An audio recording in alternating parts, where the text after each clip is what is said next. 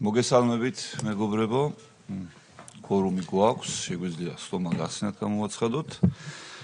დღეს ეს რიგით გვაქვს ერთი საკითხი განსახილველად, ბავშვთა და სასკოლო ასაკის პირთა სპორტში ჩართულობის მდგომარეობის თაობაზე ინფორმაციის მოსმენა. მოხსენებელი გახლავთ კონსტანტინე ამირეჯიბი, საქართველოს ბავშვთა და სასკოლო სპორტის ეროვნული ფედერაციის პრეზიდენტი.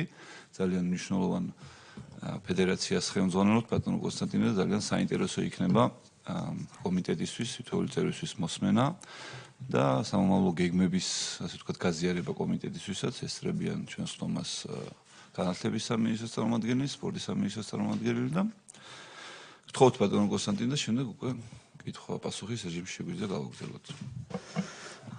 მადლობას მოგახსენებთ ჩვენი მოწვევისთვის. საქართველოს ბავშვთა და სასკოლო სპორტის ეროვნული ფედერაცია 2007 წლიდან ფუნქციონირებს სასკოლო სპორტის მიმართულებით, ამავე დროს სკოლამდელი ასაკის მოზარდების ჩართულობის თვალსაზრისითაც გვაქვს საკმაოდ დიდი პროექტები და აი ამ პერიოდის განმავლობაში ჩვენ ვახორციელებთ სხვადასხვა პროგრამებს, რომლის შესახებაც მინდა დღეს თქვენ მოგახსენოთ. კიდევ ერთხელ დიდი მადლობა მოწვევისთვის და იმ საკითხების განხილვისთვის, რა საკითხზეც ჩვენი მიზანი და საქმიანობაა და თქვენს თვალსაჩინში ექცევა ეს ყველაფერი. ჩვენი ამ მიზანი ეს არის სასკოლო სპორტის განვითარება, ხოლო ამოცანა ფიზიკურ აქტივობაში მოზარდების მასობრივი ჩართვა. კონკურსის წესით ბავშვებმა თვითონ შეარჩიეს ჩვენი სასკოლო სპორტის სლოგანი, ეს არის ვისწავლოთ გამარჯვება. ძალიან ლაკონური, მოკლე, მაგრამ მნიშვნელოვანი, იმიტომ რომ აბსოლუტურად ვეთანხმებით, გამარჯვებას უნდა სწავლა და მუდმივი შრომა, რა თქმა უნდა, ამ მიმართულებით. ჩვენი პროგრამების მხარდამჭერები არიან სპორტის სამინისტრო, განათლების, მეცნიერებისა და ახალგაზრდობის სამინისტრო, საქართველოს ეროვნული ოლიმპიური კომიტეტი და საქართველოს ყველა რეგიონი და ყველა მუნიციპალიტეტი. აბსოლუტურად ამავე დროს აჭარის ავტონომიური რესპუბლიკის განათლების სამინისტრო და აფხაზეთის ავტონომიური რესპუბლიკის განათლების სამინისტროები, რომლებიც არიან სპორტის კურატორის სამინისტროები თავიანთი მოქმედების არეალში. სასკოლო სპორტის პროგრამები. სასკოლო სპორტის პროგრამები იყოფა რამოდენიმე მიმართულებად, რამოდენიმე თემატიკით. ეს არის ერთი სასკოლო სპორტის საშეჯიბრო პროგრამები, რომელშიც ჩვენ გვაქვს სასკოლო სპორტული ოლიმპიადა, საქართველოს სასკოლო ლიგა, ხიარული სტარტები, საქართველოს თავისუფლების თამაშები და სასკოლო მსოფლიო თამაშები. ეს არის ის პროგრამები, ის მეგაპროგრამები, რომლებიც უმეტესი მათგანი ხორციელდება საქართველოს მთელ ტერიტორიაზე, ყველა მუნიციპალიტეტში, ხოლო ნაწილი პილოტის სახით ეხლა იწყებს უკვე ყველა მუნიციპალიტეტში დანერგვას. ამავე დროს სასკოლო სპორტის პოპულარიზაციის პროგრამები გამოიცემა ელექტრონული ჟურნალი სასკოლო სპორტი, რომელიც განათლების სამინისტროს დახმარებით ვრცელდება საქართველოში მოქმედ ყველა 2200 საჯარო სკოლაში. და ბავშვები ეცნობიან სხვადასხვა ინფორმაციას სასკოლო სპორტში მიმდინარე ღონისძიებების, მიღწევების, წარმატებული მოსწავლეების შესახებ და ამავე დროს სასკოლო სპორტის კვირეული, რომელიც ტარდება ყოველ შემოდგომაზე და რითიც იხსნება სასკოლო სპორტის მთლიანი სეზონი, მომდევნო სეზონი. სასკოლო სპორტის ციფრული პროგრამები. ეს არის ის პროგრამები, რომლებშიც ბავშვები ძალიან აქტიურად არის ჩართული და ამ პროგრამების მიზანია მოსწავლეებში ალტერნატიული გზით განავითაროს სპორტისადმი ინტერესი. ეს პროგრამებია მაგალითად გოგონა სპორტში, ჩემი მასწავლებელი, ჩემი სკოლის ამომავალი ვარსკვლავი, რომელშიც ბავშვები თვითონ წერენ თავისი შეხედულებით თავიანთ მეგობრებზე, რომლებსაც მიიჩნევენ, რომ ის შეიძლება კარგი სპორტსმენი გახდეს, კარგ სპორტსმენად ჩამოყალიბდეს, სახელოვანი ადამიანი იყოს, როგორც ქართული სპორტის ისტორიაში, ისე ზოგადად ჩვენს საზოგადოებაში და თვითონვე ახდენენ ამ ბავშვების პრეზენტირებას საზოგადოებისთვის და ჩვენ ამას ვაწვდით ჩვენი Facebook-ის საშუალებით საზოგადოებას. ეხლა უახლოესი პროექტია წერილი ჩემს საყვარელ სპორტსმენს, როდესაც ბავშვები წერენ თვითონ თავის საყვარელ სპორტსმენს წერილს, ღია წერილს და ჩვენ ვათავსებთ ამას Facebook-ში, სადაც ისინი თავის დამოკიდებულებას, რა თქმა უნდა, პოზიტიურ დამოკიდებულებას გამოხატავენ ამა თუ იმ თავის კუმირთან მიმართებაში. ამავე დროს ძალიან ისეთი მნიშვნელოვანი პროექტია სპორტი ნახატებში, რომელიც პირველი კლასელებიც კი არიან ჩართულები. პირველი კლასიდან მე-12 კლასის ჩათვლით ისინი ნახატებში გადმოსცემენ თავის დამოკიდებულებას, თავის განწყობებს სპორტის ამა თუ იმ სახეობის თუ ამა თუ იმ სპორტსმენის მიმართ. სტატისტიკური მონაცემებით ჩვენ ყოველწლიურად, ანუ აი გასული წლის განმავლობაში, მაგალითად, ჩართულობა ჰქონდა 1800 სკოლა, ეს არის სტაბილური მაჩვენებელი. მეტნაკლებად მერყეობს ყოველწლიურად, მაგრამ ძირითადი ეს არის 1800 სკოლა და 100,000-მდე ჩართული მოსწავლე. ეს რა მონაცემებსაც მე დაგესახელებთ, ეს არის განათლების სამინისტროს მიერ მოწოდებული მონაცემები. ჩვენ ყოველწლიურად მინიმუმ ერთხელ თუ არა ორჯერ ან სამჯერ ვატარებთ მათი დახმარებით კვლევას გამოკითხვას სკოლებთან მიმართებაში და მათ მიერ მოწოდებული ინფორმაცია სწორედ თუ რამდენი სკოლა არის თქვათ მსურველი რომ ჩაერთოს ჩართული, რამდენი ბავშვი მიიღებს მონაწილეობას და ასე შემდეგ. მინდა გავამახვილო ყურადღება რომ ეს 100,000-მდე მოსწავლე არის მხოლოდ მე-9, მე-10, მე-11 კლასელი ბავშვები, რომლებიც ყველაზე მასშტაბურ პროგრამაში არიან ჩართულები, ხოლო დანარჩენი ბავშვების რაოდენობა ემატება სხვადასხვა პროგრამებში, რომლებიც არის თქვათ მხიარული სტარტები თუ ასე შემდეგ, რომელზეც შემდგომ გესაუბრებით. 15,000 სპორტული შეჯიბრი იმართება ყოველ წელიწადს, მინიმუმ 15,000 სპორტული შეჯიბრი. მე მინდა მოგახსენოთ, რომ ზოგადად სასკოლო სპორტის პროგრამებში, რომელიც გვაქვს შემუშავებული და შეთავაზებული საზოგადოებისთვის, საორგანიზაციო ჯგუფი, ასე ვთქვათ, არაოფიციალური საორგანიზაციო ჯგუფი არის საკმაოდ დიდი, ამაში მონაწილეობენ მუნიციპალიტეტების სპორტის სამსახურები, რესურს ცენტრები არიან ჩართულები და შესაბამისად მათთან კოორდინაციით და დახმარებით ხორციელდება აი ამ პროგრამებში ბავშვების ჩართვა. 15,000 სპორტული შეჯიბრი და ჩართულობის თვალსაზრისით არის საქართველოს ყველა მუნიციპალიტეტი ამ პროგრამებში, ეროვნული უმცირესობებით დასახლებული რეგიონები, კონფლიქტის ზონებსა და ოკუპირებულ ტერიტორიებზე არსებული სკოლები და გოგონათა მზარდი რაოდენობა ყოველწლიურად აი ამ სასკოლო სპორტში ჩართულობის თვალსაზრისით.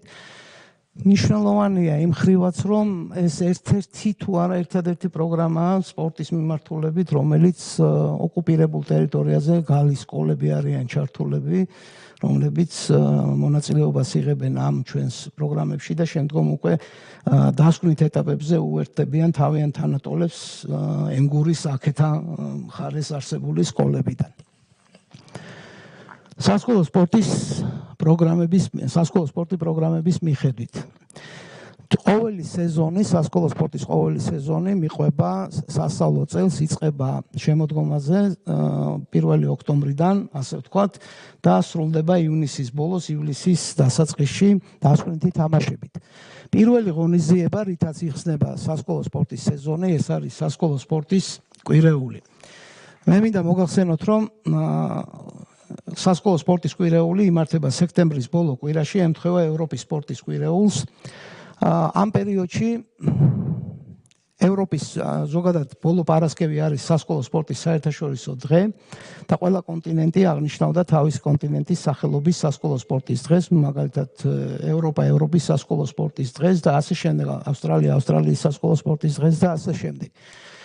ევროპის სასკოლო სპორტის დღე არის სექტემბრის ბოლო პარასკევი და ევროკავშირის ქვეყნებთან ჰქონდა სისტემატიური იწყება ამის მომზადება გაზაფხულზე და სისტემატიური ჩართვა, ონლაინ ჩართვები, სადაც მუშავდება თუ თქვა რა თემატიკით განხორციელდება ესა თუ ის ამა თუ იმ წელს ეს ღონისძიება.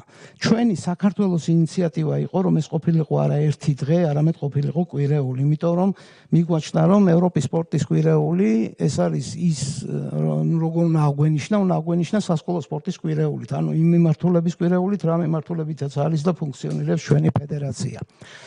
ეს ინიციატივა ევროპამ მიიღო, მოიწონა და გვიხარია, რომ საქართველო არის აი ამ იდეის ინიციატორი, რომელშიც უკვე ჩართული არის ძალიან ბევრი ევროკავშირის წევრი ქვეყანა და კიდევ უფრო მეტი ჩაერთვება. სასკოლო სპორტის კვირეული არის სექტემბრის ბოლო კვირა და მონაწილეები ახლა ბოლოს რომელთაც გაიხსნა 2024 წელს სასკოლო სპორტულ კვირეულში სასკოლო სპორტის ახალი სეზონი მონაწილეობდა 40,000-მდე მოსწავლე. ამ ღონისძიებისთვის მუშავდება საორგანიზაციო გზამკვლევები, მუშავდება კვირეულის სარეკომენდაციო გრაფიკები, იმიტომ რომ ეს ღონისძიება მოიცავს როგორც სკოლათა შორის ღონისძიებებს, მეგობრულ ამხანაგურ, ასე ვთქვათ, შეხვედრებს, რომლებსაც ახორციელებენ სპორტის სამსახურები, ისევე შიდა სასკოლო თამაშებს რეკომენდირებული გრაფიკის მიხედვით. ამიტომაც ჩვენ ვამუშავებთ ორი ტიპის გზამკვლევს, საორგანიზაციო გზამკვლევს, ცალკე მუნიციპალიტეტებისთვის და ცალკე სკოლებისთვის, რომლის მიხედვითაც ჩვენთან კოორდინაციაში შემდგომ უკვე ეს ღონისძიება მთელი კვირის განმავლობაში მიმდინარეობს. ტარდება როგორც შიდა სასკოლო, ისე სკოლათა შორისი სპორტული ღონისძიებები და სექტემბრის ბოლო პარასკევს აღინიშნება ევროპის სასკოლო სპორტის დღე და იხსნება ყველაზე მასშტაბური პროგრამები, რომლებიც წარმოადგენენ სასკოლო სპორტის ახალ სეზონს და ახალი სეზონი იწყება ჩვენი მიმართულებით სასკოლო სპორტში. ძირითადად ეს არის გარბენები, სიმბოლური გარბენები და დროშების აღმართვა, რითაც ყველა გამოხატავს, რომ ყველა მუნიციპალიტეტი შეუერთდა სასკოლო სპორტის ახალ სეზონს და ყველა მუნიციპალიტეტი იწყებს ამ დიდ მარათონულ, ასე ვთქვათ, სპორტულ სვლას მომავალი წლის ივნისისკენ. სასკოლო სპორტული ოლიმპიადა. ეს არის ყველაზე მასშტაბური პროგრამა, რომელიც მასობრივ სპორტში აი სასკოლო მიმართულებით ხორციელდება. ძირითადად მონაწილეები არიან მე-9, მე-10, მე-11 კლასების მოსწავლეები. ამ პროგრამის სულისკვეთება არის ოლიმპიზმის პრინციპების დაცვა, ამ ბავშვების ამ პრინციპებთან ზიარება, სწავლება. ყოველ შემთხვევაში ამ ხრივ ჩვენ საკმაო მხარდაჭერას და კონსულტირებას გვიწევს ეროვნული ოლიმპიური კომიტეტი, რომელსაც მე მინდა კიდევ ერთხელ მადლობა გადაუხადო.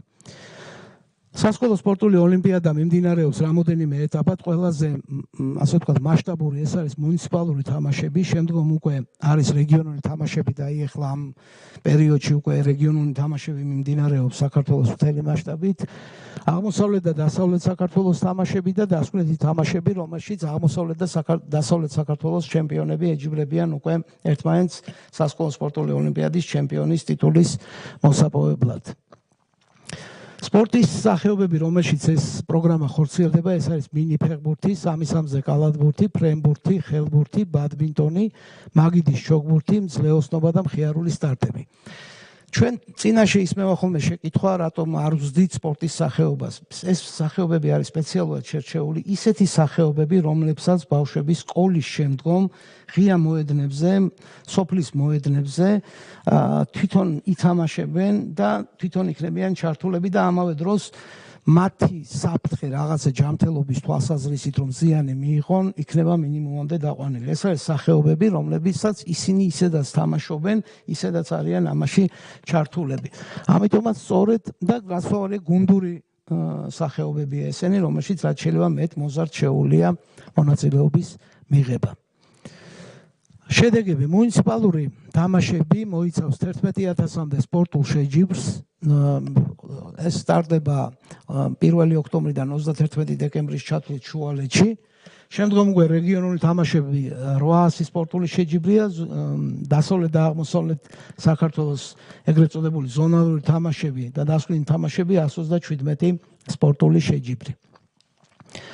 მხიარული სტარტები. ეს არის ის პროგრამა, რომელიც პირველიდან მე-7 კლასამდე მოზარდებისთვის არის შექმნილი, მაგრამ ძირითადად ვახორციელებთ ჩვენ მე-3, მე-7 კლასის მოსწავლეებისთვის. ეს პროგრამა ხორციელდება 2007 წლიდან და ძალიან პოპულარულია მოზარდებში, ბავშვებში. იყო მანამდე სატელევიზიო ფორმატით როსტავი 2-ზე, იგივე იმედზე, პირველ არხზე. და ეხლა იმედი გვაქვს, რომ წელს ან მომავალი წლიდან ეს ამ პროგრამის სატელევიზიო ვერსია ფორმატი აღდგება, რომელშიც ჩვენ გვინდა ყველა ბავშვს მივცემთ საშუალება წარმატებულ მოზარდებს, რომ ისინი გაიცნონ საზოგადოებამ. არა მარტო მხიარულ სტარტებში მოთამაშე ბავშვები, არამედ იგივე ის ნიჭიერი პატარა მოზარდი კალათბურთელები, ფრენბურთელები, ხელბურთელები, ბადმინტონისტები და ასე შემდეგ. ეს მათთვის და მათი თანა მათი მეგობრებისთვის იქნება გარკვეულწილად სტიმული, რომ ისინიც აქტიურად იყვნენ ჩართული ამ ღონისძიებებში. მხიარული სტარტების მიზანი ეს არის რომ რაც შეიძლება მეტად ჩავთოთ ბავშვები პატარა ასაკიდანვე სხვადასხვა ფიზიკურ აქტივობებში. ამ თამაშების უნიკალურობა იმაშიც არის, რომ მასში ჩვენ უაკეთებთ ინტეგრირებას სპორტის სხვადასხვა სახეობების, ოღონდ არა მკაცრი სამსაჯო წესებით, არამედ აი სამოყვარულო დონეზე, იგივე ეს იყო კალათბურთი, ფრენბურთი, ხელბურთი, რაგბი, მაგიდის ჩოგბურთი, თითქმის არ დარჩა სახეობა, რომლის ელემენტების ინტეგრირებაც არ მოვახდინეთ ამ თამაშებში. საქართველოს თავისუფლების თამაშები. ეს არის ახალი პროგრამა. ჩვენ ვფიქრობთ, რომელიც იმართება 9 აპრილიდან 26 მაისის პერიოდში. ჩვენ გვაქვს 2 თარიღი საქართველოს დამოუკიდებლობისადმი, ასე ვთქვათ, მიძღვნილი, რომელიც უკავშირდება საქართველოს დამოუკიდებლობას. ეს არის 9 აპრილი და 26 მაისი. და ვიფიქრეთ, რომ დაგვიარსებინა თამაშები, რომელშიც мотивация ეს იქნებოდა ერთ სლოგანში გამოხატული, რომ ბავშვები ითამაშებდნენ ჯერ თავის ქვეყნისთვის და მერე საკუთარი თავისთვის. ანუ თითოეულ გამარჯვებას ისინი, რა თქმა უნდა, პატარაობიდანვე მიუძღვნდნენ თავის ქვეყანას და შემდგომ უკვე თავის თავს. სწორედ აი ამის მიზანია, რომ საქართველოს თავისუფლების თამაშები მოსწავლეებისა და ზოგადად მოზარდი თაობის მიერ ჩვენი ერისთვის ყველაზე მნიშვნელოვანი იდეისა და მისწრაფების საქართველოს თავისუფლებისა და დამოუკიდებლობის არსის სისხორცეული შეთვისებისკენ იყოს მიმართული. აი ეს მოკლე განმარტება გვაქვს ჩვენ, როდესაც უგზავნით ამას სკოლებს და მუნიციპალიტეტებს და ყველა მუნიციპალიტეტი წელს უკვე ჩართული იქნება და 9 აპრილის თუ არა 10 აპრილიდან ყველა მუნიციპალიტეტში სხვადასხვა დროს შეჭრილი გრაფიკით განხორციელდება ეს თამაშები და წელს ბოლო პერიოდი იქნება, ასე ვთქვათ, პილოტის სახით და მომავალი წლიდან უკვე ამას საკმაოდ ხმამაღლა მოვახდენთ ამ პროგრამის პრეზენტირებას საზოგადოების წინაშე.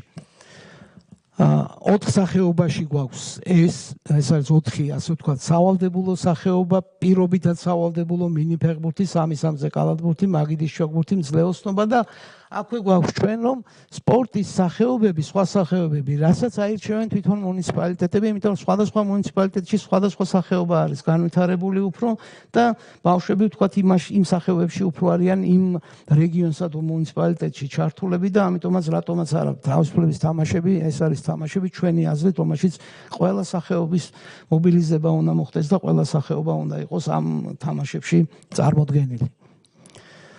საქართველოს სასკოლო ლიგა. საქართველოს სასკოლო ლიგა ეს არის მე-6, მე-7, მე-8 კლასის მოსწავლეებისთვის შექმნილი პროგრამა და მისი მიზანია წარმოაჩინოს, რა თქმა უნდა, ნიჭიერი მოზარდები უკვე დაბალ ასაკში და ისინიც გაერკვნენ ის მოზარდები, ვთქვათ, სპორტის რომელი სახეობა ურჩევნიათ და რომელში უფრო ასე ვთქვათ ავლენენ თავიანთ ნიჭს, იმიტომ რომ აქაც სპორტის სხვადასხვა სახეობებში შეუძლიათ ბავშვებმა მოსინჯონ თავიანთი ძალები. ამ ხრივ იგივე მინი ფეხბურთი, 3-3-ზე კალათბურთი, მაგიდის ჩოგბურთი, მძლეოსნობა და კიდევ რეგიონების მიხედვით სხვადასხვა სპორტის სახეობები. ესეც რეგიონალურ დონეზე ტარდება ახლა და უკვე შემდგომში იმედი გვაქვს, რომ გადავა უკვე მუნიციპალურ დონეზე. აქ ერთადერთი საკითხი, რაც ვთქვათ, ამას ხელს აფერხებს ვერ ვიტყვი, რაც შემდგომი ნაბიჯია, ეს არის ის, რომ რა თქმა უნდა, ახლა ნელ-ნელა შესაძლებლობები იზრდება ქვეყანაში, რაც ის შესაძლებლობაც არ იყო, ვთქვათ, გუშინ ხვალჩნდება იმის შესაძლებლობა, იმიტომ რომ შენდება სპორტული ინფრასტრუქტურა, იგივე სკოლებში ხდება სპორტული დარბაზების აშენება, მოდიფიცირება და ასე შემდეგ, რაც უფრო მეტ შესაძლებლობას აჩენს, რომ რაც შეიძლება გავზარდოთ ეს პროგრამები. და ესე ნაბიჯ-ნაბიჯ მივყვებით, არა იმიტომ, რომ თქვათ რაღაცა ხელი შემშლელი, არამედ ეს არის ხვალინდელი ეტაპი, როდესაც ამ ასაკის ბავშვები ჩაერთვებიან უკვე ამ პროგრამაში ისევე მასშტაბურად, როგორც სასკოლო სპორტულ ოლიმპიადაში არიან. საერთაშორისო თამაშები. ჩვენი ფედერაცია 2014 წლიდან არის სასკოლო სპორტის საერთაშორისო ფედერაციის წევრი, რამაც ჩვენს მოზარდებს საშუალება მისცა, რომ მონაწილეობა მიიღონ სასკოლო მსოფლიო ჩემპიონატებსა და სასკოლო მსოფლიო ოლიმპიადებში, რომელსაც გიმნაზიადა ჰქვია.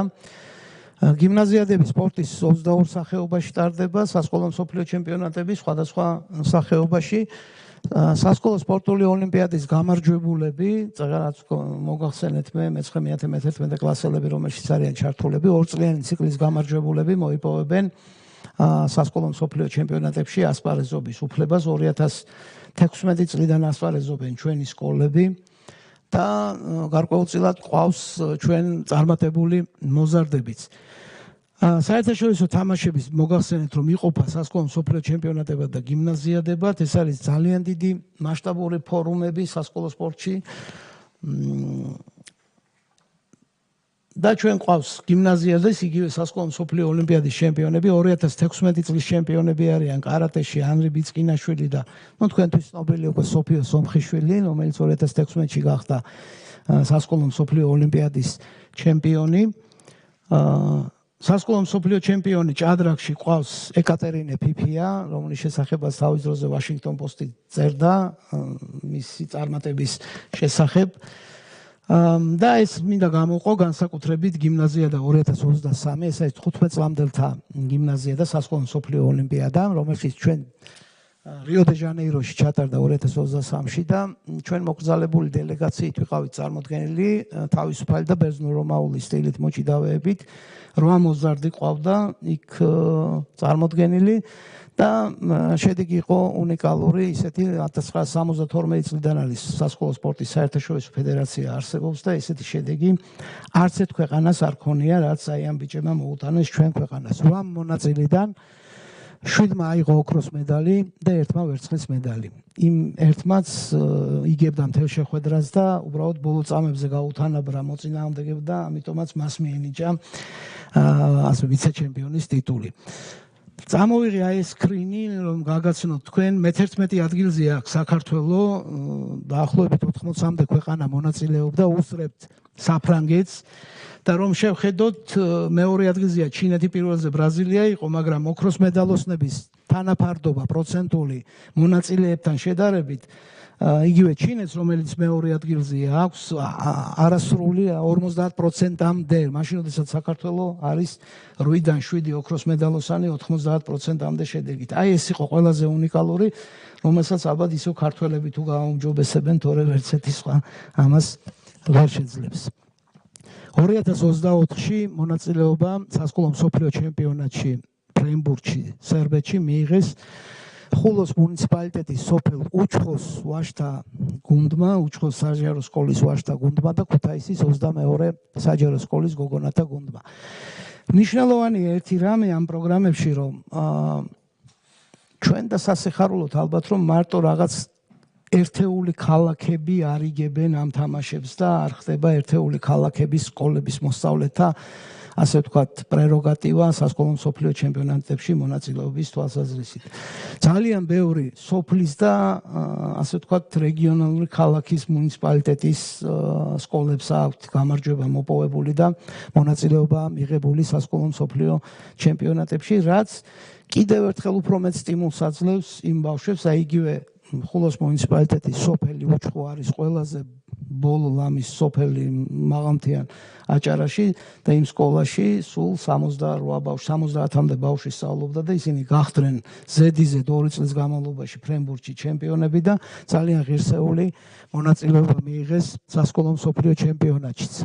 ამავე დროს ძალიან სასიხარულო იყო, რომ იქ იდება ყოველთვის სასკოლო მსოფლიო ოლიმპიადაზე ფიცი და ერთ-ერთი ჩვენი გოგონა იყო სწორედ, რომელიცაც ერგო ეს პატივი, რომ დაედო მისი, ასე ვთქვათ, წაეკითხა ის ფიცის ტექსტი და ამ ტექსტით დაედოთ ფიცი ყველა მონაწილეს.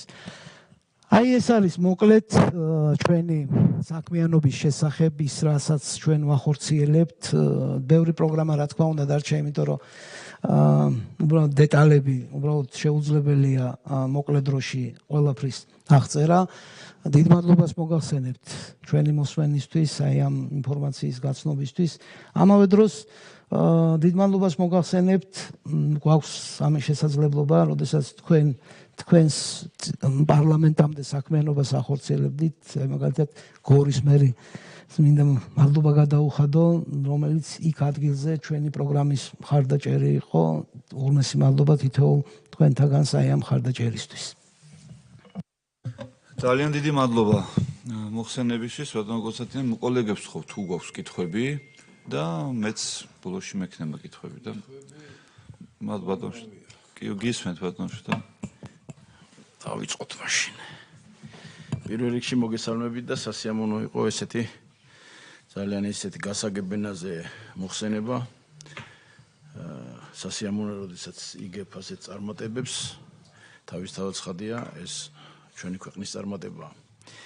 პირველი შეკითხვა რაც მაქვს ახლა მე აი ახლა თქვენ თქვით რომ წელიწადში ყოველ წელიწადს სტარდება ესეთი ფართო მასშტაბური შეჯიბრებები 15000 ეს არ არის პატარა ციფრი ძალიან დიდი ციფრია ეს აქედან 11000 უწევს ღონისძიებას ადგილობრივი მუნიციპალიტეტები 3000 თვითონ სკოლები და თქვენი ფედერაცია აქ რამდენი და 1000 დარჩა რა 1000 ღონისძიებაში ხართ თქვენ თვითონ პირადად ჩართული ფედერაცია ეს ერთი კითხვა ხო ეხლა ალბათ გექნებათ ინფორმაცია იმის შესახებ რომ ეხლა ჩვენი ძირითადი მიზანი არის რომ სკოლებში სპორტული ინფრასტრუქტურა სათანადო დონეზე იყოს იმიტომ რომ წლების მანძილზე ჩვენ კვლევები გვაქვს ჩატარებული ამასთან დაკავშირებით და არასასურველი სიტუაცია არის სკოლებში თავისთავად ცხადია იქ მოუწესრიგებელია სპორტული მოედნები დარბაზები თუ გაქვთ ინფორმაცია დღეის მდგომარეობით იმიტომ რომ ეს პროცესი მიმდინარეობს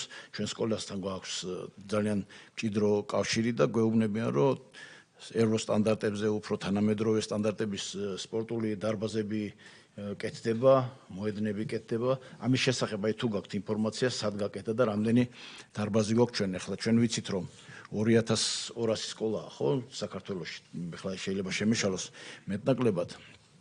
და ძალიან ბევრ სკოლაში 60-ზე თუ მეტი სპორტული დარბაზი არ არის. არც მოედანია. აქედან გამომდინარე, ეს კითხვა კიდევ ხო იწერთ კითხვებს. კარგი დაიმახსენე. ხო, ძალიან კარგი. ხო, პირველი ამ ყველაფერს ღონისძიებებს თავისთავად ცხადია, უნდა ფინანსური უზრუნველყოფა, ხომ? ძირითადი თქვენი დამფინანსებელი, რომელი ორგანიზაცია, განათლების სამინისტრო, სპორტის სამინისტრო, ადგილობრივი თვითმმართველობები, მუნიციპალიტეტები გასაგებია ესენი, რომ ტარდება და ამას სჭირდება შესაბამისი ფინანსური უზრუნველყოფა. ეს საკითხი როგორ გაქვთ მოგვარებული? ეხლა რაც შეეხება კვირეულს სპორტულ კვირეულს, ევროპის სპორტულ კვირეულს, ეს ძალიან მნიშვნელოვანი საკითხია, იმიტომ რომ ჩვენი ინტეგრირება ევროპასთან და საერთოდ მსოფლიოსთან აგერ ჩემპიონატების ტარდება ძალიან მნიშვნელოვანია. აი ამ ღონისძიებას ვინ ატარებს?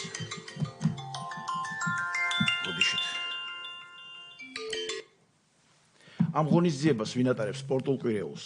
თვითონ ფედერაცია თუ საერთოდ სხვა ორგანიზაცია კიდევ სხვა ვინმე გეხმარებათ ამ სიტუაციასთან დაკავშირებით. ხო, ძირითადად ფაქტობრივად ეს კითხვები მაქვს მე ამ თქვენ ფედერაციასთან დაკავშირებით კიდევ ერთხელ მინდა წარმატება გისურვოთ ძალიან მისასალმებელია ეს ყველაფერი, იმიტომ რომ ჩვენი ძირითადი ამოცანა არის რომ ჩვენი ეს მასობრივი სპორტის განვითარება, ჩართულობა ჩვენ წარმატებული ვართ, იცით რომ ოლიმპიურ სახეობებში და აი აქ სადაც რაც არის მასობრივი სპორტის განვითარება ჩვენ აქ ცოტა მოვიკოჭლებთ. ეხლა 2012 წლიდან ჩვენ მონაცემები გვაქვს ძალიან ცოტა 10%-ზე ნაკლები იყო ჩართულობა მასობრივ სპორტში. მე რა თქმა უნდა ძალიან ბევრი ინფრასტრუქტურა განვითარდა, აშენდა აგერ 2015 წლის ფარგლებში, როცა ჩატარდა ევროპის ის რა ქვია ფესტივალი, ოლიმპიური ფესტივალი 6 ახალი მულტიფუნქციური დარბაზები აშენდა. აგერ ახლა ჩატარდა ჩვენი 2025 ზამთრის ოლიმპიური ფესტივალი, აქაც ბრწყინვალე 2 ყინულის მოედანი აშენდა, ბიატლონის ტრასა და უამრავი ინფრასტრუქტურა წამოვიდა. რა თქმა უნდა ამ ფონზე ჩართულობაც გვინდა რომ გაიზარდოს. დღეს მდგომარეობით ახლა თქვენ თუ გაქვთ ამის ინფორმაცია ძალიან კარგი იქნება თუ გვეტყვით მაგასთან დაკავშირებით, ვიცი ეს მზარდია და ეს არის პროცესი, რომელსაც ჩვენ ყოველდღიურად უნდა შევუწყოთ ხელი. დიდი მადლობა. მადლობა ბატონო შუთა, მე მგონი დავაგროვოთ ბატონო კონსტანტინე კითხვები და მე ერთობლივად გავცეთ პასუხები. კოლეგებო, ბატონო თქვენ მეც მექნება. მოგესალმებით ბატონო კონსტანტინე. ძალიან შთამბეჭდავი გამოსვლა ქონდა და ძალიან მნიშვნელოვანია ჩვენთვის, რა თქმა უნდა, ყველასთვის საბავშვო სპორტი, სასკოლო სპორტი, ასე ვთქვათ და ადრეული ასაკიდან ძალიან მნიშვნელოვანია ბავშვების სპორტში ჩართვა. მე როგორც წყლის სახეობების წარმომადგენელი ერთი კითხვა მექნებოდა. ამ 1800 სკოლა არის, ხო? როგორც თქვენ აღნიშნეთ. თქვენ თუ გაქვთ, ანუ ზოგადად რამე კვლევა ჩატარებული, თვითონ ამ სკოლებს თუ აქვთ აუზები, ზოგადად აქვთ თუ არა და საინტერესო იქნებოდა, რა თქმა უნდა, ჩვენი ხელშეწყობით, მაგალითად ცურვის სახეობა ან წყალბურთის რო ჩამატებოდა და რა თქმა უნდა ნებაყოფლობითია ეს ბავშვებიდან გამომდინარე, იმიტომ რომ არიან სკოლებში ბავშვები, რომლებიც დადიან წყალბურთზე ან ცურვაზე და სასკოლო შეჯიბრში არ იღებენ მონაწილეობას და ესეც ძალიან საინტერესო იქნებოდა. იმიტომ რომ ყავს ჩვენ მაგალითად აკადემიები არის წყალბურთის რამოდენიმე ბავშვი ერთ სკოლაში სწავლობს და მინი წყალბურთის შეჯიბრის ჩატარება იქნებოდა ძალიან საინტერესო მაგალითად ამ მიმართულებით. მადლობა. ბატონ დავით გსაუბრობთ. გამარჯობა, მოგესალმებით. დიდი მადლობა მოხსენების და დიდი მადლობა იმისთვის, რაც საკეთებთ წლების მანძილზე, რა თქმა უნდა, ჩვენი ქვეყნის მომავალს ძალიან მნიშვნელოვანია. ერთი კითხვა მექნება, თქვენ ახსენეთ მხიარული სტარტები, რომელიც მანამდე ტელევიზიით ჩუქდებოდა ხოლმე, ეს ძალიან მნიშვნელოვანი იყო ბავშვებისთვის. პირველ რიგში ალბათ ხალისი არის უმნიშვნელოვანესი, რითიც ამ პროექტის მიხედვით ბავშვები თავის თავს ხედავდნენ ტელევიზიაში და ეს კიდევ უფრო მიმზიდველი იყო. თქვენ ახსენეთ, რომ შეიძლება ეს პროექტი განახლდეს და ისე გადმოიცემოდეს, როგორც გავიგე საზოგადოებრივი მაუწყებლობით, ხო? თუ განიხილავთ, თქვათ, სხვა ალტერნატიულ ტელევიზიამ შეიძლება რომ იგივე პროექტი განახორციელოს, ან თქვენ რა ურთიერთობა გაქვთ, თქვათ, საზოგადოებრივთან, ან რომელიმე სხვა ტელევიზიასთან თუ არსებობს ესეთი კომუნიკაცია. მადლობა. კი ბატონო, ეს დავამატებ, ბატონო კონსტანტინე. ისე რა თქმა უნდა ძალიან თავარი რაც არის ჩვენი ქვეყნისთვის, რომ ეს მასიური სპორტის პოპულარიზაცია მოხდეს, იმისი ხელშეწყობა მოხდეს ჩვენ ქვეყანაში. ჩემი კითხვებიდან უმეტესი უკვე გაჟღერდა, მაგრამ მაინც გავაჟღერებ, გამოვყოფ რამოდენიმეს მაუწყებლობასთან დაკავშირებით ბატონო დავითმაც კითხა და ძალიან მნიშვნელოვანი არის ჩემი აზრით. რომ არსებობდეს ეს მაუწყებლობა, სპორტია, აზარტია, ხშირად მეც რამდენჯერაც ვთქვათ, მქონდა შესაძლებლობა, რომ ყოფილა ტელევიზიით გადმოცემული ეს ხიარული სტარტები, აუცილებლად გავჩერებული ვარ და ყოველთვის თვალი მიდევნებია და მნიშვნელოვანია ეს ვფიქრობ ახალგაზრდებისთვის, მათთვის ესე ვთქვათ, ეს აზარტია და წყარო იქნება იმისი, რომ мотиваცია მიეცეთ ბავშვებს, რომ ისინიც იყვნენ ჩართულები ამა თუ იმ აქტივობებში.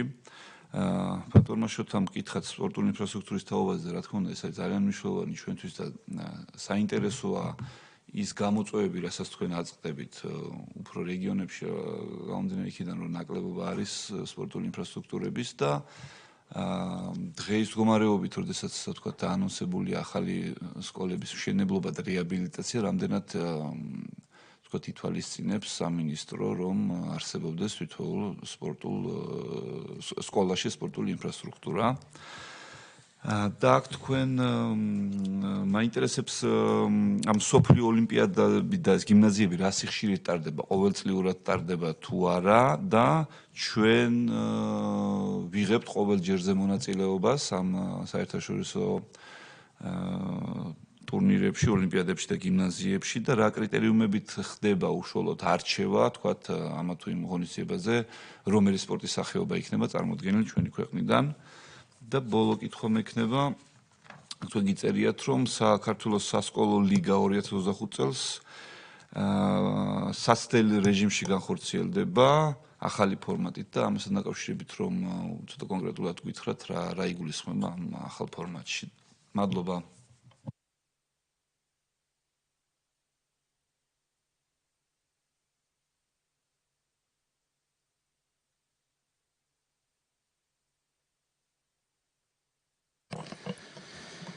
კი ბატონო, შევეცდები რომ გიპასუხოთ იმ კითხვებზე, რაც იყო წარმოდგენილი. ბატონ შოთას რამდენ ღონისძიებაში ვარ ჩვენ ჩართული, აი ამ 15000 ღონისძიებიდან. მე მოგახსენეთ, რომ იმ პროგრამებში, რასაც ჩვენ თავაზობდით საზოგადოებას, საორგანიზაციო ჯგუფი, ასე ვთქვათ, ფორმალური საორგანიზაციო ჯგუფი მარტო ფედერაციის თანამშრომლებით არ შემოიფარგლებოდა და ჩვენ ამ ხრივ შესული ვართ ძალიან მჭიდრო საქმიან ურთიერთობაში იგივე მუნიციპალიტეტების შესაბამის სპორტის სამსახურებთან. ბოლოს თითოეულ რეგიონში შეიქმნა სასკოლო სპორტული ოლიმპიადის საორგანიზაციო კომიტეტები, რომელშიც ჩვენი ფედერაციის ინიციატივით თითოეული მუნიციპალიტეტის, ანუ რეგიონში მუნიციპალიტეტის ვიცემერი, რომელიც იყო ვინც კურირებდა, თქვა სპორტს მუნიციპალიტეტში, ისინი იყვნენ ამ კომიტეტებში წარმოდგენილი და სწორედ აი ამ კომიტეტების ჩართულობით ამას დამატებული სპორტის სამსახურების ჩვენთან ერთობლივი საორგანიზაციო გეგმით მიდის ეს ღონისძიება და ჩვენ ნაწილში იმ გეგმაში ჩვენ სეგმენტში ჩართული ვართ, რაც ჩვენ გვევალება რომ უზრუნველყოთ ფედერაციები, იგივე დებულებებით, საშეჯიბრო სისტემები და ასე შემდეგ ის სპორტის სამსახურები ამ ნაწილს ჩვენ ვასრულებთ. უშუალოდ ის მუნიციპალიტეტის სპორტის სამსახურები უზრუნველყოფენ ადგილობრივი სამსაჯო კადრებით, იმიტომ რომ ეს არის მნიშვნელოვანი, რომ რეგიონებში ერთ-ერთი ნიუანსია, რომ ადგილზე მოხდეს ადგილობრივი კადრების გამოყენება იმ ეტაპზე და ჩვენ არ მიგვაჩნია ვთქვათ მიზანშეწინონილად, რომ მუნიციპალურ თამაშებში ჩვენ მოვახდინოთ შევაწუხოთ ფედერაციები და ვთქვათ მსაჯების ჩაყვანა რომელიმე მუნიციპალიტეტში იმ მუნიციპალური თამაშების ორგანიზებისთვის. რატომ ადგილობრივი კადრები არის ადგილზე და ისინი არიან ამაში ჩართულები და მე მათ ძალიან დიდი მადლობის მეტი არაფერი გვეთქვის მათდამი. ასე გადმოდის შემდგომ ეტაპებში და უკვე იმ ეტაპიდან, როდესაც მთავრდება მუნიციპალიტეტის კანონით მინიჭებული უფლებამოსილება, ასე ვთქვათ, სადაც აღარ ვრცელდება, იქიდან უკვე მთლიანად ერთვება ჩვენი ფედერაცია, რა თქმა უნდა, სპორტის სამინისტროს ამ ხრივ ფინანსური დახმარებით, განათლების სამინისტროს დახმარებით ამ სკოლებთან ურთიერთობის ნაწილში. ეს არის იგივე რეგიონული თამაშების ნაწილი, აბსოლუტურად დასავლეთ და აღმოსავლეთ თამაშები, საქართველოს თამაშები, დასავლეთი თამაშები და მსოფლიო ჩემპიონატები. აქ უკვე მხოლოდ ცალსახად ჩვენი ფედერაცია არის ჩართული და ჩვენი ფედერაცია იღებს უკვე იმ ასე ვთქვათ ესტაფეტას მუნიციპალიტეტებიდან, რასაც ისინი უკვე ამთავრებენ ხოლმე. სასკოლო სპორტის კვირეულთან დაკავშირებით ვინმე თუ გვეხმარებიან სპორტის სამინისტრო, განათლების სამინისტრო, მუნიციპალიტეტები, საერთაშორისო ორგანიზაცია არის ერთი, რომელიც ვთქვათ ამის კოორდინაციაში გვეხმარება იმ ხრივ, რომ ვთქვათ იქ მსჯელობა, როდესაც იმართება რა თემატიკაზე იყოს, აი ამის ორგანიზებას ახდენს. ძირითადი ასე ვთქვათ ხელშემწყობები, აი ეს უწყებებია, რომელიც მე დაგისახელეთ და ჩვენი ფედერაცია დასკვნითი ეტაპი აი ამ კვირეულის, რომელიც აღინიშნება, ამაში უკვე ჩვენი ფედერაცია არის ჩართული, აქ ეწყობა ხოლმე თბილისში ცენტრალური ღონისძიება. წელს ბოლოს იყო მთაწმინდის პარკში, სადაც ბავშვები სხვადასხვა აქტივობებით არიან დაკავებული და შემდგომ ძალიან გაუხარდათ, როდესაც მთაწმინდის პარკმა მათ საჩუქრად გადასცა 2 საათიანი, ასე ვთქვათ, შესაძლებლობა, რომ იმ ატრაქციონებზე გართობილიყვნენ და ეს ძალიან მისასალმებელი იყო, რა თქმა უნდა. დარბაზების მდგომარეობასთან დაკავშირებით. სიმართლე გითხრათ, ჩვენ ამ კვლევას და ამ გამოკითხვას განათლების სამინისტროს მიმართ ეს კითხვა არ დაგვისვამს არასოდეს, უბრალოდ ჩვენს წარმომადგენლობებს რეგიონებში მიუმართავთ ხოლმე, რომ ისინი აქტიურ კონტაქტში იყვნენ თავიანთ ქალაქებში საგანმანათლებლო რესურს ცენტრებთან და იქ ეხმარებიან ისინი რამდენადაც ვიცი სპორტული დარბაზებით. მაგრამ რა მდგომარეობაშია ეს ჩვენ არ გვიკითხავს, ჩვენ ვიცით ის ოფიციალური ვთქვათ ინფორმაცია, რაც მთავრობის მხრიდან ჟღერდება ყოველთვის, რომ უნდა აშენდეს ამდენი დარბაზი, უნდა აღიჭუროს ისინი თანამედროვე სპორტული ინფრასტრუქტურით და ჩვენ გვხვდება კიდევაც ასეთი დარბაზები უკვე როდესაც ჩავდივართ და სკოლებს რამოდენიმე სკოლაში ვთქვათ ქონდა კიდევაც შესაძლებლობა რომ ეს ღონისძიებები ჩაგვეტარებინა.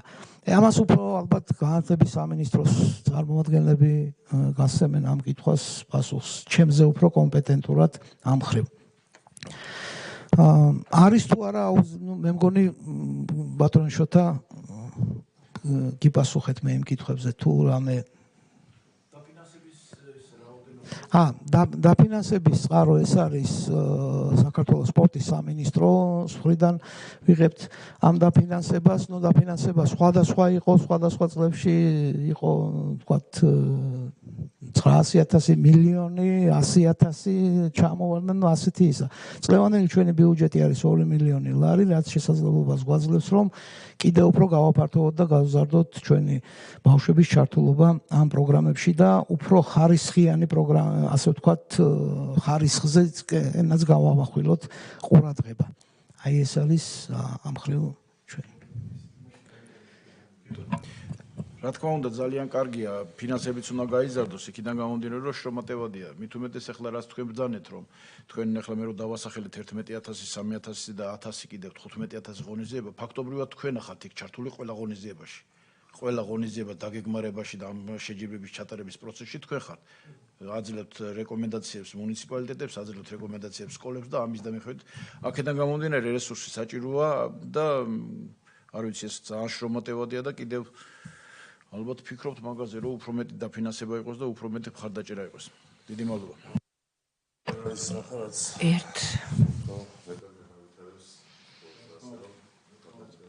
და ერთ მინი შეკითხვას დავამატებ, მინდოდა და ვერ მოვასწარი. ბატონ კონსტანტინე, აი ეს როგორც თქვენ აღნიშნეთ 15.000-მდე ღონისძიება ტარდება. აი მონიტორინგის სახით, ხა იგივე წინა რეპლიკასაც ვუპასუხებ ცოტა ხანში, თქვათ ინფრასტრუქტურასთან დაკავშირებით, მაგრამ თქვენ თუ გაქვთ შემუშავებული რაღაც მექანიზმი, აი მონიტორინგი შეიძლება ცოტა ხმამაღალი ნათქვამი იყოს, მაგრამ რა ვიცი, გადამოწმება ან რაღაცა რამდენად თქვენ თქვათ რაღაცას დაგეგმავთ და ფორმალურად მოგდით ინფორმაცია, რომ რაღაც ჩატარდა, მაგრამ რაღაცა სახის გადამოწმებას, მონიტორინგს თუ ატარებთ და როგორ ახერხებთ 15.000 ღონისძიების, ასე ვთქვათ, თვალყურის დევნებას. მაშინ აი ეხლავე კი ბატონო უპასუხებ ამ ჩაკითხვას.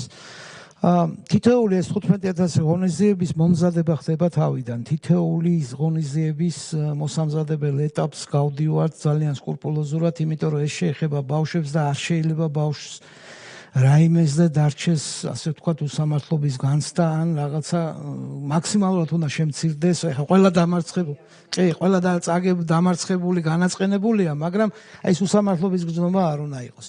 ერთი პირველი მექანიზმი ეს არის თითოეული ღონისძიების ორგანიზების, ასე ვთქვათ, დინამიკა.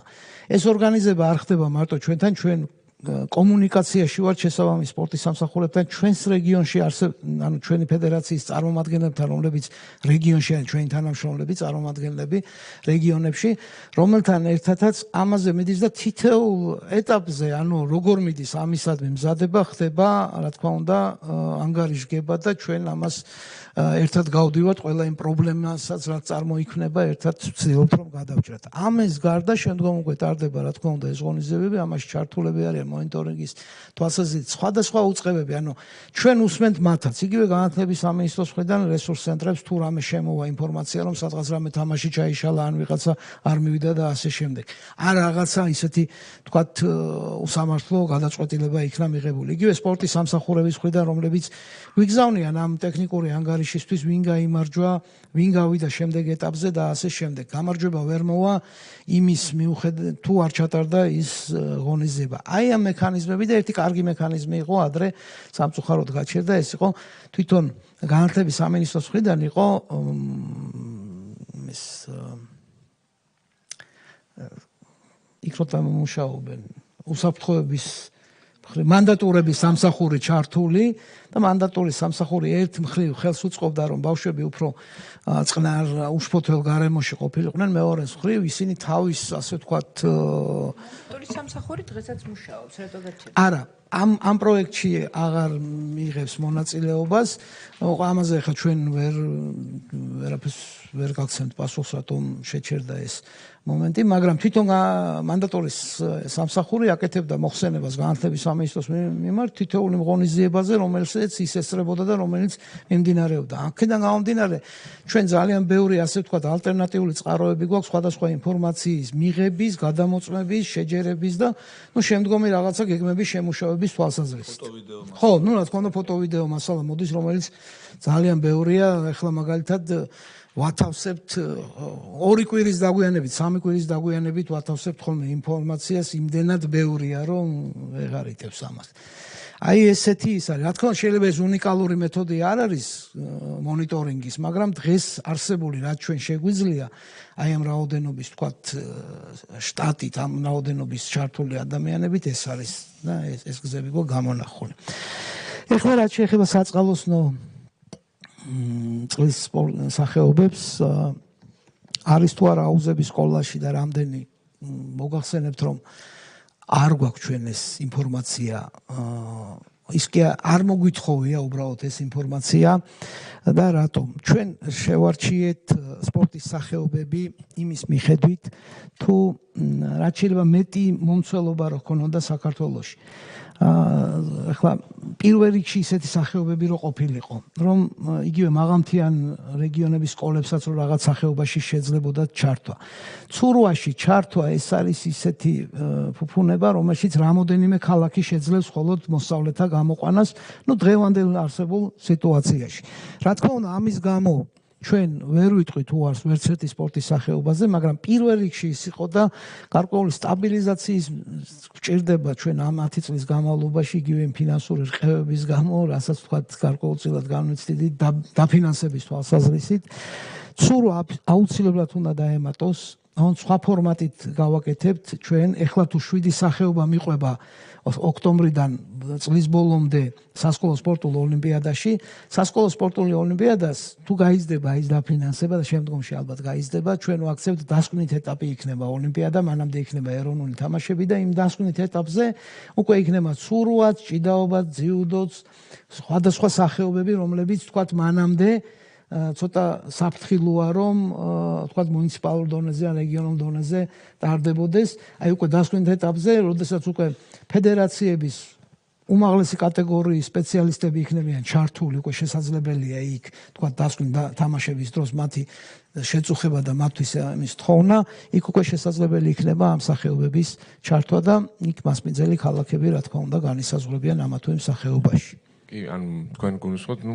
უფრო მაღალ კლასებში, ვინც უკვე კი, ხო, ანუ მაგაში შეიძლება რაღაც კოორდინაციაში ფედერაციასთან ერთად მაგალითად რომელიმე სკოლას თუ აქვს აუზი იმ ანუ რაც აქამდე ვთქვი მე რომ ვინც წყალბურთს თამაშობს უკვე პროფესიონალურად მე-9 მე-11 კლასის მაგალითად მოსწავლე რომელსაც შეუძლია ორგანიზება გააკეთონ, თვითი ორგანიზებითაც ხდება, იმიტომ რომ მე უნგრეთში მინახია ეგეთი პრეცედენტი და მინი წყალბურთი უთამაშიათ სასკოლო ასაკის ბავშვებს 3-3-ზე, იქ უკვე აი დასკვნით ეტაპზე ზუსტად ეგ არის, მთელი წლის განმავლობაში ძართულია ამის ორგანიზება და რა თქმა უნდა ჩემპიონატის ჩატარება, მაგრამ რამოდენიმე სკოლას შორის მაგალითად ესეთი შეჯიბრის მოწყობა მაგაში ფედერაციაც შეიწყობთ ხელს და ეს უკვე მომავლის ამბავია რა თქმა უნდა. ჯერ შეიძლება სურვით დაწყება და მე უკვე წყალბურთს. ბატონო.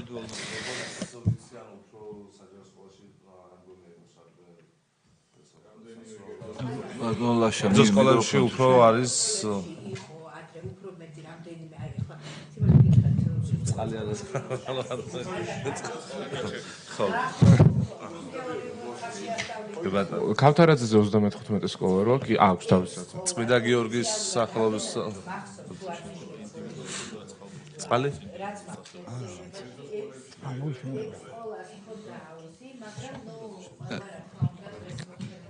მიკროფონში თუ შეიძლება ხო მოქმედი და გამართული არ არის და ნუ კერძო სკოლებს რასაკვირველია ნუ უკეთესი ინფრასტრუქტურა აქვს და ეხლა ტენდენციაც არის რომ ვთქვათ მოზიდვის მიზნით გამართული ევროპული სტანდარტების აუზები ვთქვათ დაახვედრონ ახალ მოსწავლეებს რა ვიცი, აი, რადგან მომეცა საშუალება პატარა რეპლიკის სახით მე შეკითხვა არ მაქვს თუ დიდ დროს არ წაგართმევთ, ზუსტად რამდენიმე წუთს უბრალოდ მინდა გაგაცნოთ ძალიან საინტერესო ინფორმაცია მასობრივი სპორტის განვითარების მიმართულებით.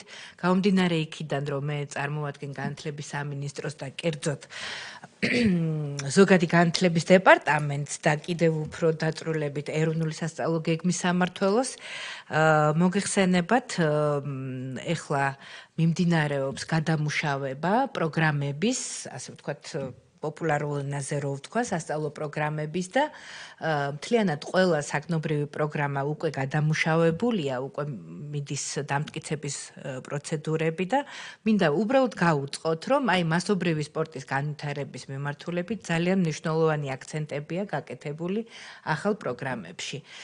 გარდა ამისა, აქცენტები გაკეთდა ჩვენი ტრადიციული სპორტის განვითარებაზე და აი ამ სასწავლო პროგრამებში აი ეს ჩვენი რაც გვაქვს ლელობურთი, თქვათ ეს ქართული ჭიდაობის აი ეს რაღაცა ელემენტები, ეს არის თემატური ბლოკები, სადაც ეხლა მე წამოსვლამდე კიდევ ერთხელ გავესაუბრე ჩვენი სპორტის ექსპერტს და მანაც დამიდასტურა, რომ მოკლედ ეს პროგრამა შეიძლება ითქვას გადაწყობილია მასობრივი სპორტის განვითარებაზე ბავშვებში, გამომდინარე იქიდან, რომ რა თქმა უნდა ჩვენ ვაცნობიერებთ იმ მნიშვნელობას, რომ რაც უფრო მეტი მოზარდი იქნება ჩართული სპორტულ ცხოვრებაში, მით უფრო ჯანსაღი ცხოვრებით იცხოვრებს და რა ვიცი, ყოველ შემთხვევაში ჩვენ ვცდილობთ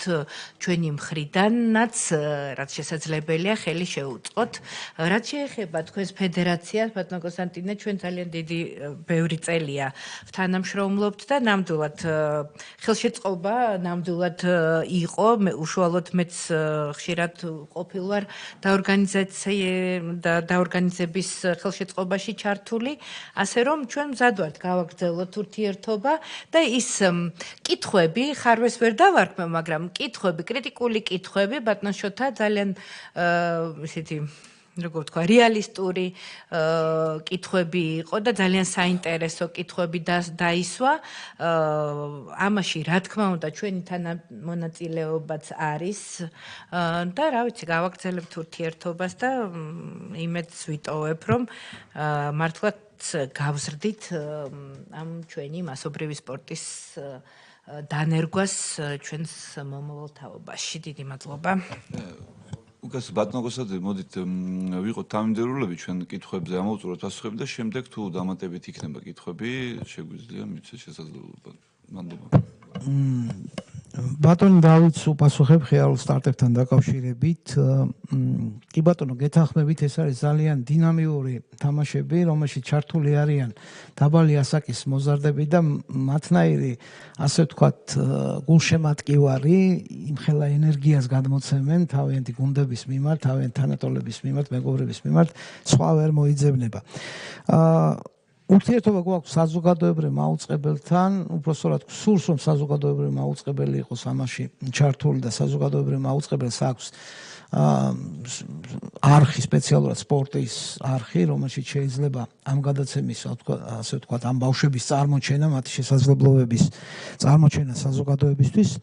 თუმცა არის, რა თქმა უნდა, ალტერნატიული გზა, როდესაც ხდება ამ თამაშების გადაღება და შემდგომ რომელიმე ტელევიზიების მიერ ამის შესყიდვა. უბრალოდ ეს თამაშები ძვირიჯდება მათი სატელევიზიო ფორმატით გადაღება, იმიტომ რომ დარბაზი არის საკმაოდ ძვირი, რომელშიც ეს ბავშვები ამ ბავშვებმა უნდა ითამაშონ, ის დარბაზი სტუდიად კეთდება, ანუ შეფუთვა ხდება, შემდგომ უკვე ამ გადაღები აპარატურის იქ მონტაჟი და ასე შემდეგ, არის იქ რაღაცა საკითხები, რომელშიც კომერციული ტელევიზიები რთულ სიტუაციაში არიან, თქვათ, ფინანსური თვალსაზრისით და ამ მხრივ უფრო საზოგადოებრივ, ჩვენ ესე ვფიქრობთ, რომ საზოგადოებრივ მაუწყებელს უფრო ხელეწიფება აი ამ პროგრამაში ჩართვა. ჩვენ თვითონ წინააღმდეგი არა ვართ ნებისმიერი არხი, რაც შეიძლება მეტი არხია და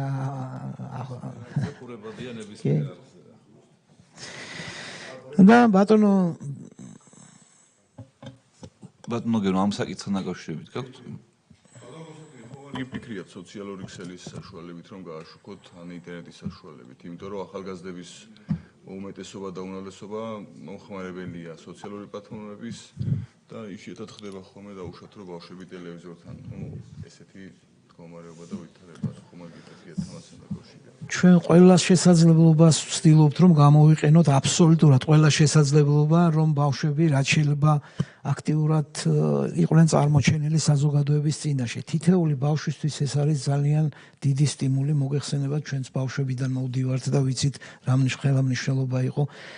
თითეული ჩვენ სახელი და გვარის გაგონებაზე თუ კი სადმე წარმოჩინდებოდით თქვათ რაღაც წარმატებულად და უფრო მეტი ენერგია გვემატებოდა. ესევე არიან ეს ბავშვებიც და ჩვენ ყველა შესაძლებლობას ვცდილობთ რომ გამოვიყენოთ, მათ შორის სოციალური ქსელებიც.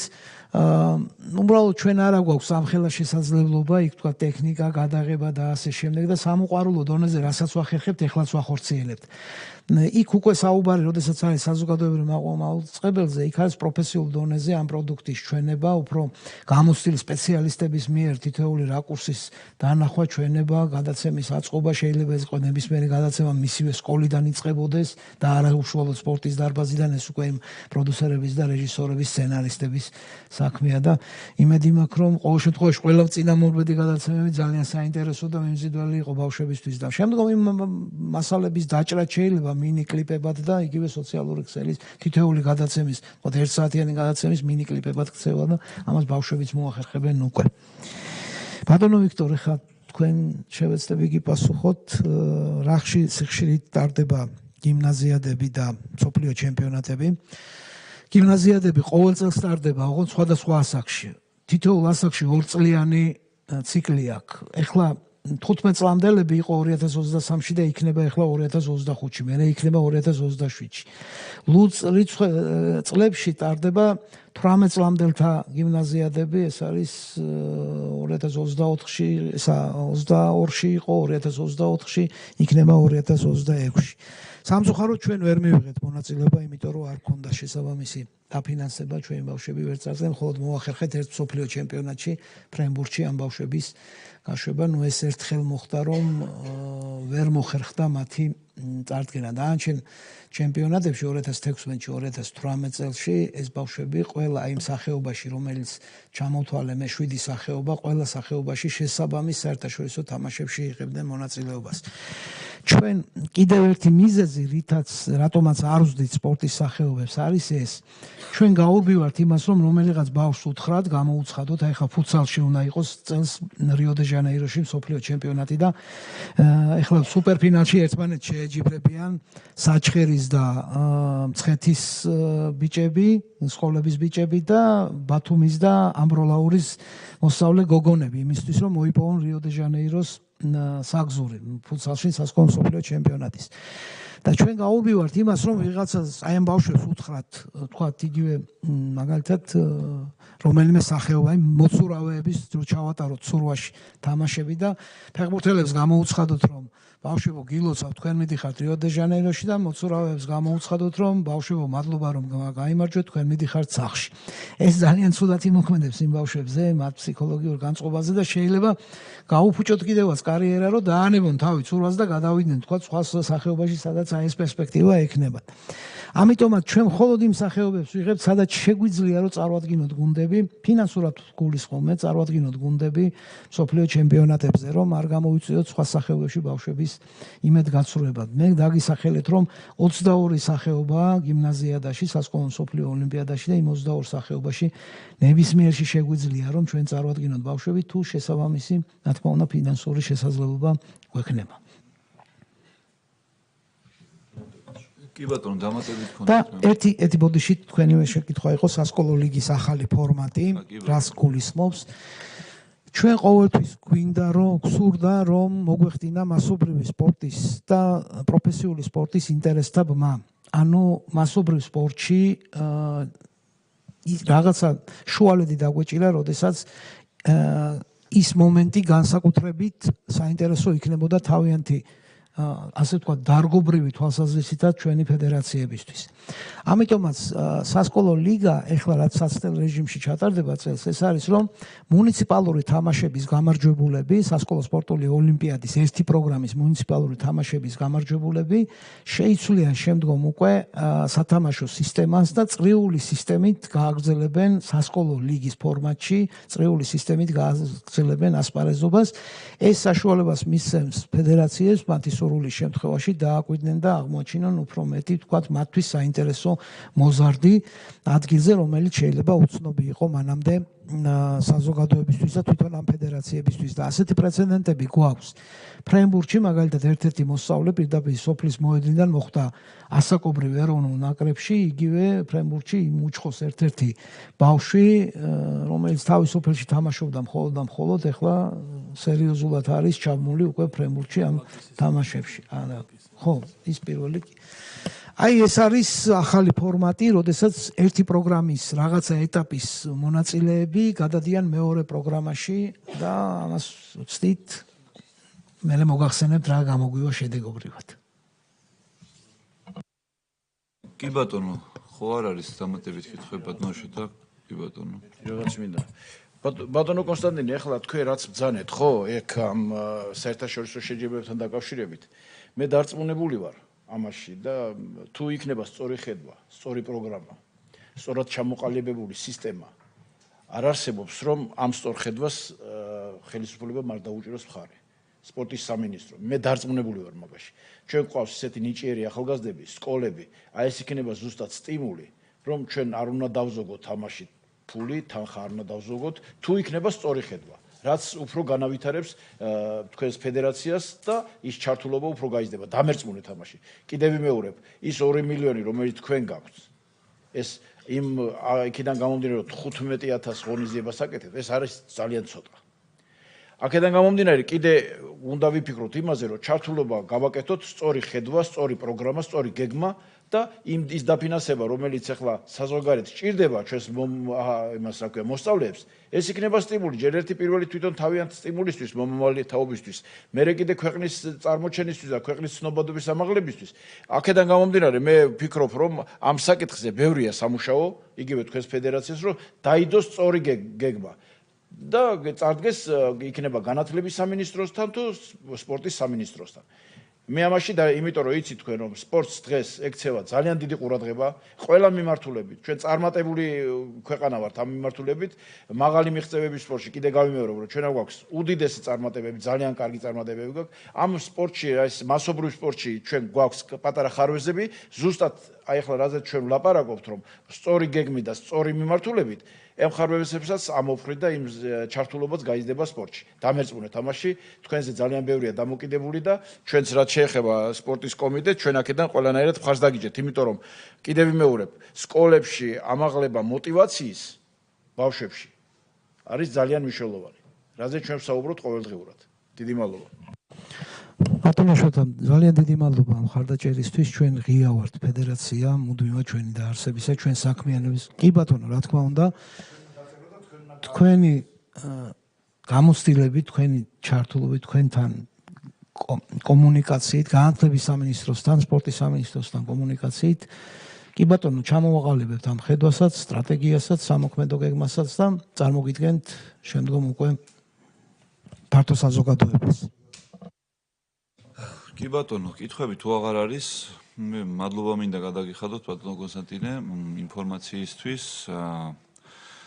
რამოდენიმე საკითხმა გაიჟღერა და იმედი მაქვს რომ მომავალში უფრო მეტ სპორტის სახეობას მოიცავს თქვენი ფედერაცია, ეგრე უკვე წყლის სახეობები ესე ვთქვათ არის რიგში და იმედია რომ ინფრასტრუქტურა მოგცემს პირველ რიგში ამის შესაძლებლობას და ის ფინანსური რესურსიც შესაბამისი ექნება ფედერაციას და ძალიან მნიშვნელოვანია ამ ახალგაზრდებისთვის ამ საერთაშორისო ოლიმპიადებზე, გიმნაზიადებში უფრო მეტი ჩართულობა და მონაწილეობა, ეს мотиваცია რა თქმა უნდა იმ ახალგაზრდებისთვის, რომ დაკავდნენ სპორტით, ექნებათ იმის სურვილი, რომ მიიღონ მონაწილეობა, თავის ქვეყნის სახელი გაიტანონ საერთაშორისო ასპარეზზე და ძალიან მნიშვნელოვანია ამ მიმართულებითაც თუ გვექნება პროგრესი, რა თქმა უნდა, ვიცით რომ ფინანსებთან არის დაკავშირებული, ბატონო შოთამას აღნიშნა კომიტეტის დარწმუნებული ვარ, სამინისტროების მთლიანად მთავრობის პრიორიტეტია დღეს სპორტის განვითარება ჩვენ ქვეყანაში და აუცილებლად იქნება ხარდაჭერილი და თქვენზეა წარმოდგენა ამ პროგრამის მომავალში. მადლობა კიდევ ერთხელ მოხსენებისთვის. სხვა საკითხები არ გვაქვს, კომიტეტს ვთხოვ, რომ ცნობად მივიღოთ დღევანდელი მოსმენა. მადლობა კიდევ ერთხელ. სხვა საკითხები არის, ხომ? დახურულია. მადლობა.